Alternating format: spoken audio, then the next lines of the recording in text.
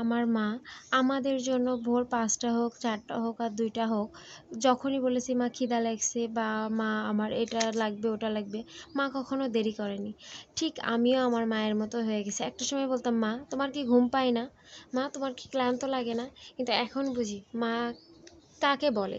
মা হলে একটা মেয়ের মধ্যে কতটা পরিবর্তন আসে। একটা মেয়ে নিজেকে কতটা গুছিয়ে নেয় মা হওয়ার পর থেকে, তাই না? মা হওয়ার পর থেকে একটা মেয়ের কাঁধে অনেক দায়িত্ব বেড়ে যায়, যে দায়িত্বর কথা একজন মেয়ে বলে প্রকাশ করতে পারে না কখনোই। হ্যালো, আসসালামু আলাইকুম, সবাই কেমন আছেন? আশা করি সবাই ভালো আছেন। আলহামদুলিল্লাহ, আপনাদের দোয়া এবং ভালোবাসায় আমিও ভালো আছি। তো আমি নজনা ডাঁটা দিয়ে, মাছ দিয়ে, আলু দিয়ে রান্না করব, উস্তে দিয়ে, আলু দিয়ে, পেঁয়াজ দিয়ে চচ্চড়ি করব। তো কথা বলতে বলতে আপনাদের সঙ্গে আমি কাটাকাটি শুরু করে দিয়েছি। আর এই টোনাটুনি সংসারে আপনাদেরকে সবাইকে ওয়েলকাম।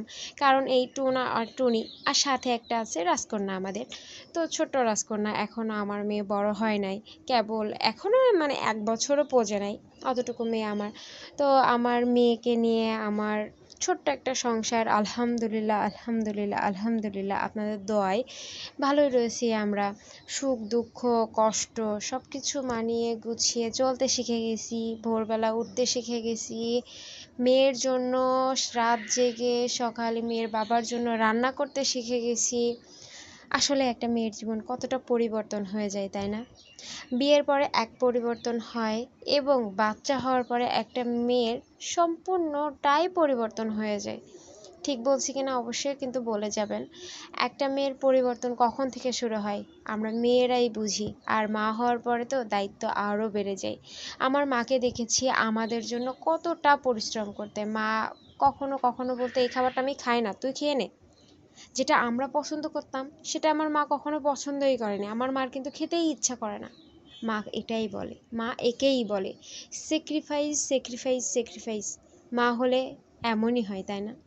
একসময় বলতাম, মা তোমার কি খিদা পায় না? মা তোমার কি এটা খেতে ইচ্ছা করে না? মা একটু ভালো মন্দ খেতে পারো না? কিন্তু এখন বুঝি সন্তান খেয়ে যদি থাকে তাহলে নিজের মুখে একটু যাই, স্বামী সন্তানের পরে। আর যদি তাদেরই না হয় তাহলে নিজের পর্যন্ত তো আসেই না। এটাকেই মা বলে। আমি এখন বুঝি মা কাকে বলে। লাভ ইউ মা, তোমাকে কখনো বলা হয়নি কতটা তোমাকে ভালোবাসি। বাবা, তোমাকেও বলা হয়নি। আর একটা জীবনে, একটা মেয়ের জীবনে যে বাবা যে কতটা ইম্পর্টেন্ট বা বাবা যে কত একটা প্রিয় মানুষ, সে মানুষটার কথা কখনো বলে বোঝানো যায় না।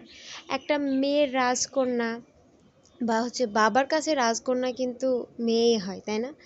এত যত্ন, এত আগলিয়ে রেখে, এত ভালোবেসে মানুষ করার পরে ঠিকই অন্যের ঘরে দিয়ে দিতে হয়। একটা সময় ছিল আমার ৮টা তো ঘুম ভাঙতোই না, 10টা 11টার সময়ও ঘুম ভাঙতো স্কুল যদি না থাকতো, বা স্কুল ছাড়া তো আর কোনো কাজের কথা তো মাথাতেই আসে না। স্কুল না থাকলে 9টা 10টা 11টার সময়ও ঘুম থেকে উঠেছি। কিন্তু এখন আমি ভোর 5টাতেও উঠতে পারি প্রয়োজন পড়লে, আবার প্রয়োজন পড়লে 10টাতেও উঠতে পারি। এখন যদি এমনও হয় সারা রাত জেগেও দিন কাটিয়ে, মানে রাতটা কাটিয়ে দিয়ে আবার দিনটাও কাটিয়ে দিতে পারি। এটাই মেয়েদের জীবন। তো আপনাদের সঙ্গে কথা বলতে বলতে আমার রান্নাবান্না প্রায় শেষ। আর যাই হোক, আমার বকবকানি শুনতে হবে না, খুবই বিরক্তকর কথা বলছি অবশ্যই মনে হবে আপনাদের কাছে, কিন্তু দেখেন এটা বাস্তব জীবনের কথা। যাই হোক, আপনাদের সঙ্গে কথা বলতে বলতে আমার রান্নাবান্না শেষ। এদিকে নজনা ডাঁটা দিয়ে, আলু দিয়ে, মাছ দিয়ে রান্না করছি, আর এদিকে রান্না করছি উস্তে আলুর চচ্চড়ি।